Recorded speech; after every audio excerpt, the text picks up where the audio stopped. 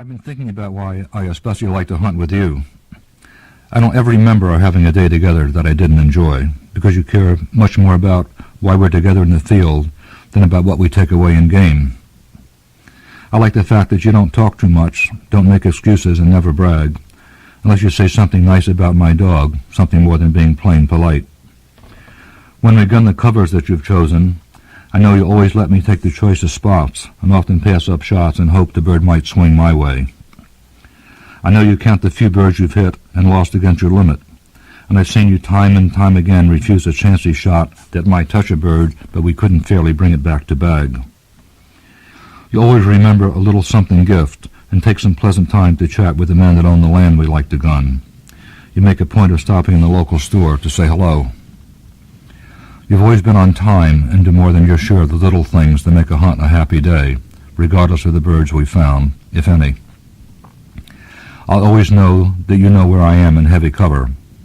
You're careful to let me know your whereabouts as well, and I have never, not once, looked down the end of your gun barrel, nor do I ever expect to. When the day is over and the guns are put away, you show me that your gun is empty.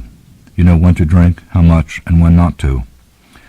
You never complain about being too hot or too cold or too tired, unless you think I might feel the need of leaving early, and somehow you make it easy then for me to say, let's go. If you think I'm just plain tired, then you say you are, and suggest we sit and smoke a pipe and ease the dogs. You always seem most pleased when I've had some sort of outstanding day. You never forget the few things I've done more or less well, and tend to say barely all right about yourself, when in all fairness it was often just the other way around.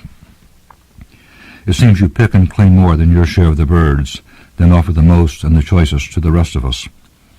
You manage to keep the camp cheerful, claim you like to cook and wash and dry, and as well as make sure of the wood supply. And somehow, everywhere I go, you're there.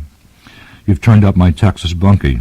It'll help me do my whitetail buck in half the time and twice as well as I'd have clumsied through it all by myself. I remember the time you gave me a stand that wasn't very special when we gunned an Arizona sunflower field for doves, and then you marked my birds and quit when I had gone the limit, even though your dunning day was far, far less than you deserved. We met in Pennsylvania gunning grouse, and somehow you put me just so behind your soft-footed little setter where I got the kind of shots that even I can make. You marked my singles down in waist-high South Carolina broom, and never failed to say nice shot when I took one bird where I think you might have taken two.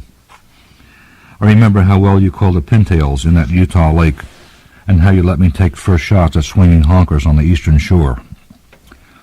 Sometimes I've called you Tex, or Billy Joe, or Little Jim, or Pat. No matter now. Like the outdoors gentleman you are, names don't mean a thing. And I know we'll meet up again this fall, and I'll be all the richer for it. You'll be the man who remembers to bring a flashlight, an extra sweater, and that I like my coffee black.